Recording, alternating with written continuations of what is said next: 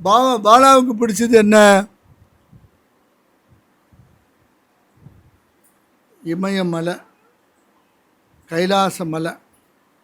கைலாச பர்வதத்தில் பனி உருகி அந்த ஜலம் ஒரு ஓடையாக மாறுகிறது. அந்த ஓடையாக மாறிட்ட உடனே அந்த குளிர்ந்த ஜலத்தை பருகுவதற்காக அன்னப்பட்சி வருது.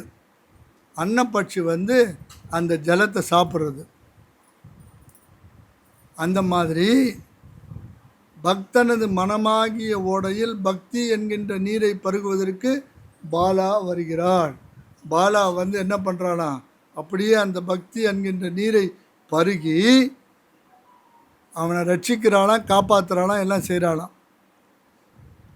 பாலாவுக்கு மல்லிகைப்பூ, ரோஜாப்பூ, மலர்ந்த மலர், தாமரைப்பூ, பவளமல்லி, முல்லை, ஜாதிப்பூ, இந்த வெள்ளை புஷ்பங்களால், வாசனை புஷ்பங்களால் அர்ச்சித்தால் அந்த இடத்துல ஐஸ்வர்யம் கட்டாயம் வந்துடும். மனசு நிம்மதியே இல்லை சார், பாலாவை கும்பிடணும். சுவாமி கொஞ்சம் கூட ரொம்ப டென்ஷனாக இருக்குது, ரொம்ப கவலையாக இருக்குது, என்னால் எதுவுமே பண்ண முடியல, எதுவுமே எனக்கு மன நிம்மதி இல்லை. பாலா தான். 18 சித்தரும் பாலாவை தான் வணங்கியிருக்காங்க. இந்த அம்பாளை கும்பிட்டு தான் ராஜராஜேஸ்வரிகிட்ட போகணும்.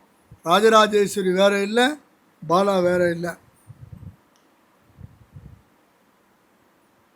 ராஜராஜேஸ்வரியே ஆசைப்பட்டு எடுத்த அவதாரம் பாலா அவதாரம், குழந்தை அவதாரம். பாலா ராஜராஜேஸ்வரியே ஆசைப்பட்டு வெள்ள புஷ்பங்களால், மலர்களால் அர்ச்சித்தால் என்ன கிடைக்கிறது என்றால் அந்த இடத்துல ஞானம் மற்றும் செல்வ செழிப்பு அது கிடைச்சிடுது.